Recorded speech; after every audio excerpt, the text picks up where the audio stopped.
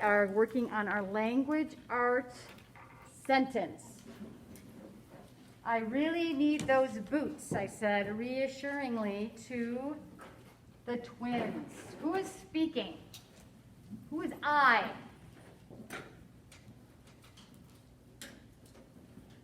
Grayson. The girl. Yes. Trevor. So, who can tell me what, speaking of I, what form of speech is I? We kind of talked about this yesterday. Ooh, that's a fun sound.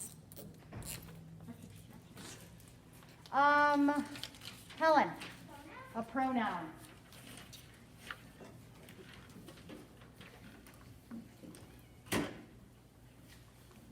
All right. Who can tell me? Let me get this on here. Sorry. Can't. There we go. The verbs. This is a little interesting. Grayson. Said. Very good. I said. This is a pronoun too. Very good, Grayson. So said is a verb. I said, it's an action. Is there another verb? M. No. Owen. Really?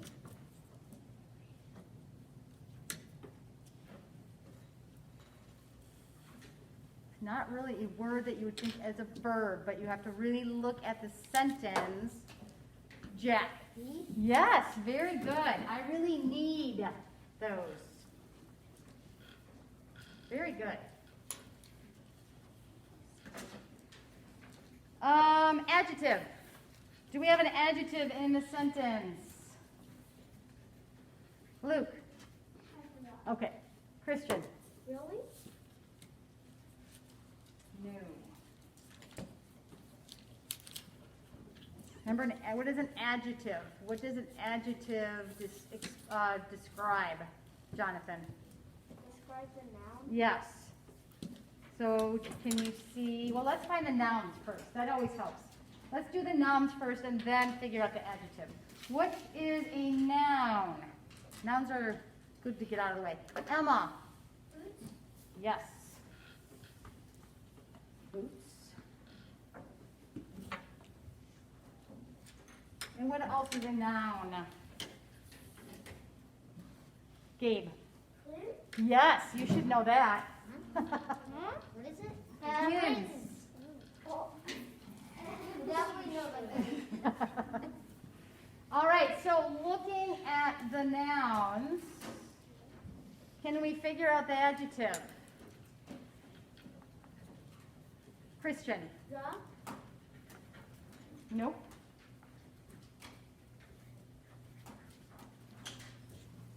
Grayson. Two. Now, so we have boots is a noun and twins is a noun. So what is the adjective? Winchine. Did you say those? Yes. Those. Those boots. Very good. What boots? Those boots. All right, very nice. So the, remember, what is a the in front of a noun? Always. Always. If you see the word the in front of a noun, it is always going to be a what part of speech? M. Article. Yes. Article. What form of, what is that really? I really need those. What is really part, what is parts of speech is that? Christian. I forgot. So what is right in front of really? Oh. Oh. Emmy.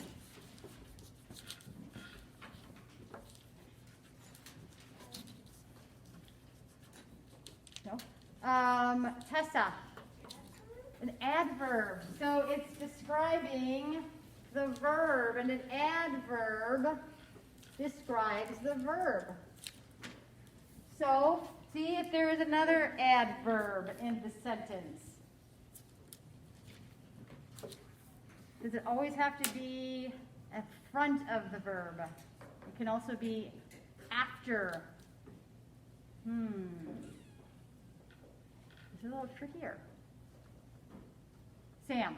Reassuringly? Yes, very good. So this said, how did I say it? I said it reassuringly, which is an adverb. Very good, friends.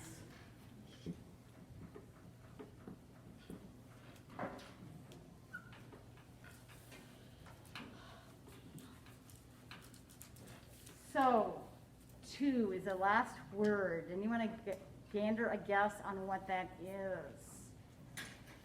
Owen. Possessive noun? What is Christian? Acronym? Boy. Hmm?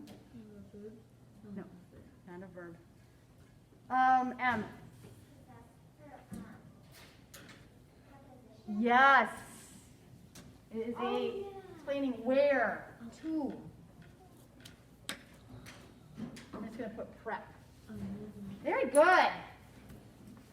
So, short and sweet. Any questions or anything that you see with this sentence that you are not sure of, a question about? Yes.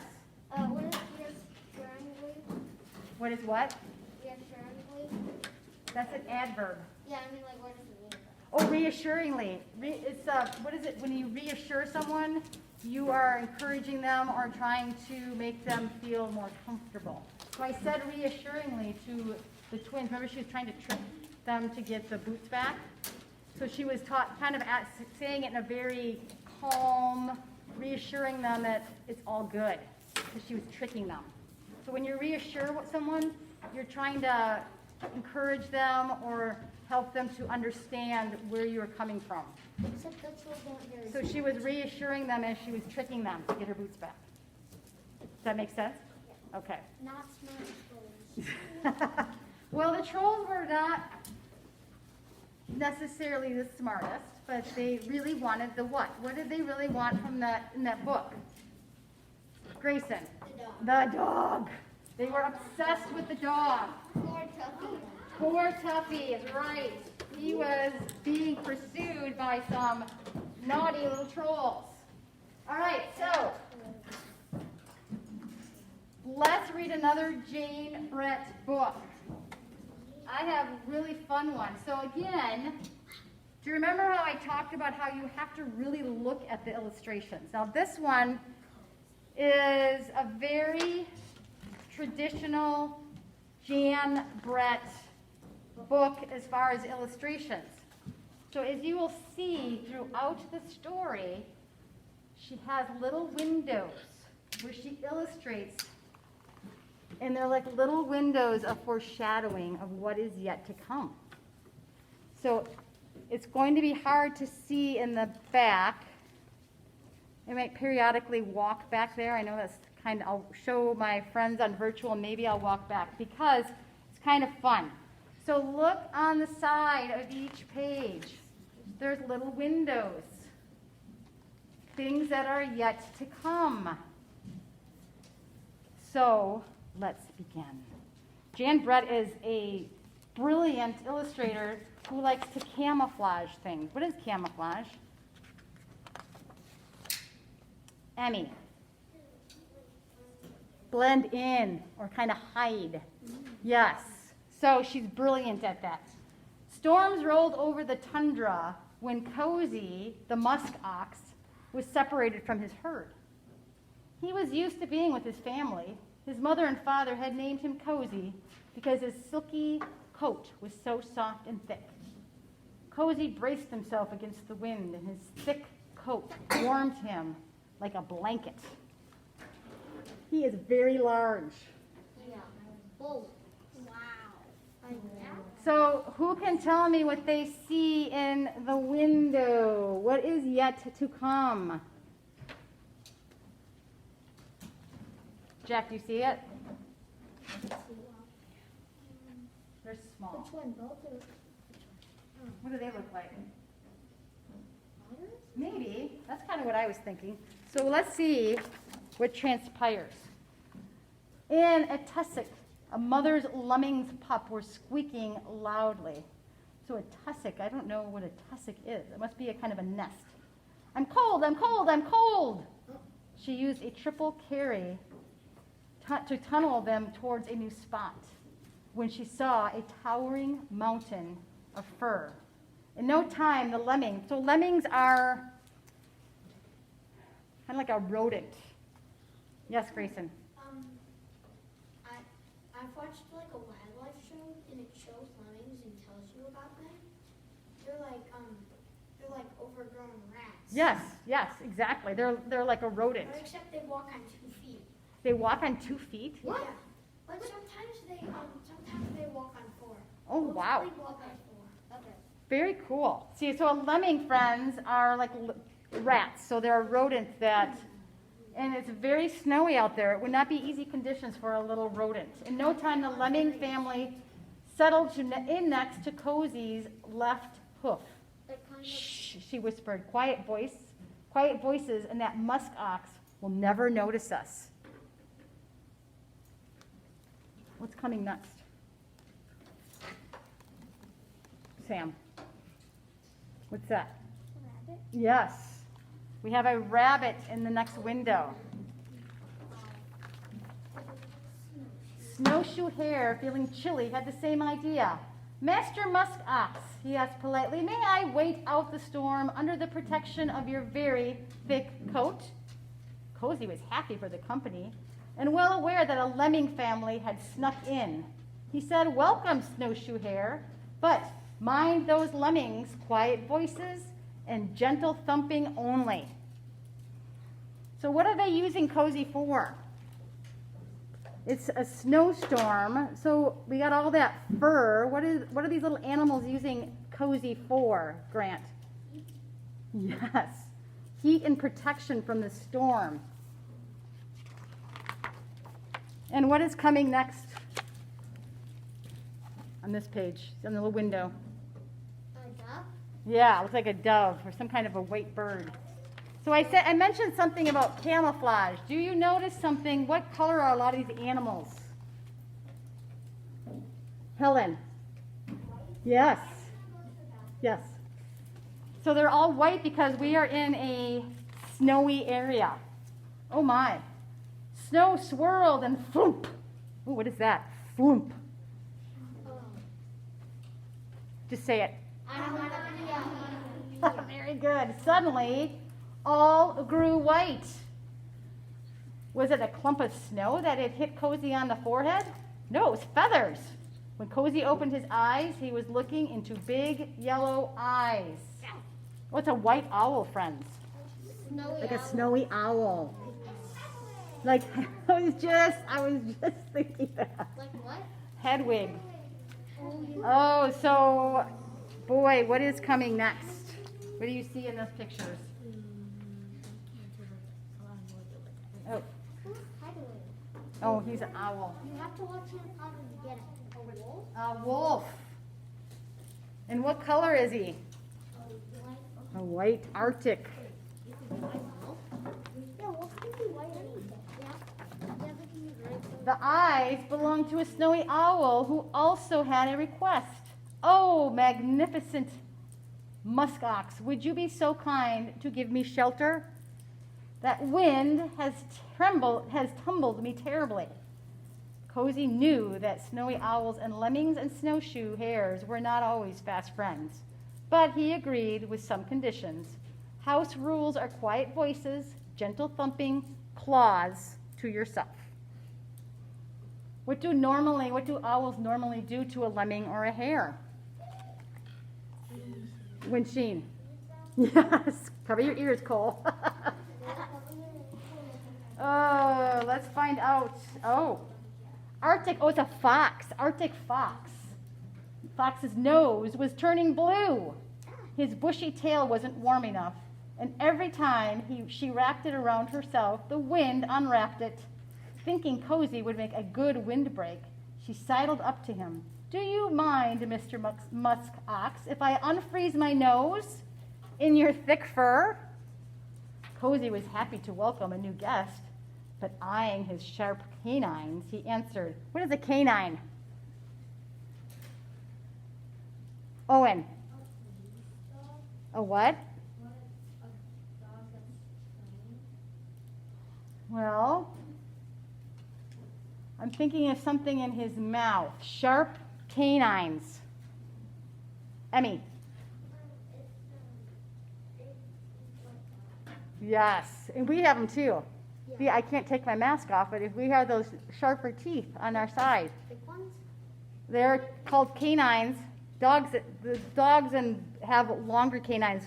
They're for eating. So, Cozy was happy to welcome a new guest. Oh, so claws to yourself and no biting. Those are good rules. No clawing, no biting. Kind words. As winter went by, the storms grew worse. The wind blew, and low shapes appeared, swaying and shuffling its coat, and was covered with ice balls. Shaggy beast, it growled. I fell into an ice float and am chilled to the bone. Can you help me? Cozy was happy to invite the Wolverine in, but added to the house rules. Quiet voices, gentle thumping, claws to yourself, no biting, and no pouncing. Ooh, my. What? A Wolverine is kind of like a badger. Yeah, they're very dangerous. Cozy's new friends cleaned their coats, preened their feathers, napped, and were glad for their comfy shelter. Oh, look at they're underneath Cozy. Nice and safe. But then, above the wind, the animals heard, yip, yip, yip. Ooh. What is that? Yeah, it is onomatopoeia. A team of huskies, always on the lookout for a good thing, barreled into Cozy's big bulk, flinging the creatures in all directions.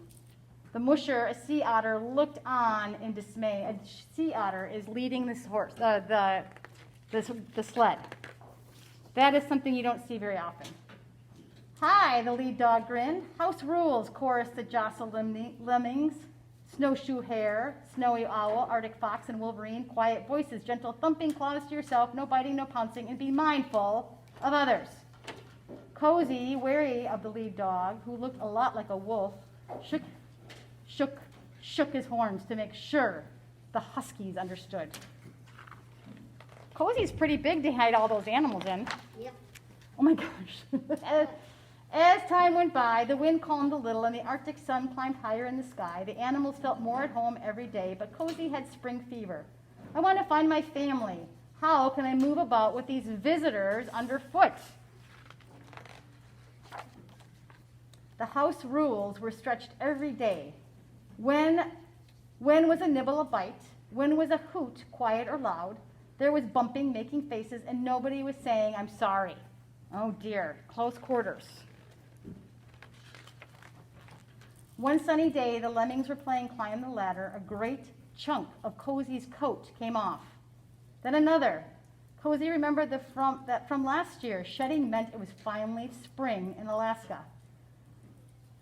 Hank by hank, all of Cozy's warm, silky winter coat drifted down the slope. Oh, what do you think is going to happen to all his friends? Cozy's lodgers started heading to their spring homes. Cozy hadn't felt so free and breezy since he was a calf. He jumped, he gambled, and then in the middle of a gleeful leap, he saw his herd. There they are. Then all formed a circle, babies in the middle, but Cozy felt curiously alone. Then the breeze carried Squeaky. Oh, I think I missed a page. He ran to join his mother and father, his sister, and his brother. Where were you? We were worried. We missed you. I made new friends. They all formed a circle, babies in the middle, but Cozy felt curiously alone. Then the breeze carried squeaky and growly and whistling voices. See you next year, Cozy. Meet you when the snow flies, Cozy. The snowshoe hare thump, thump, thumped, as they all called. We can't wait to get cozy with Cozy. Can't wait to get cozy with Cozy. So Cozy ended up being, he was kind of lonely at first, but he made lots of new friends because they made shelter in all of his fur. Fun book. So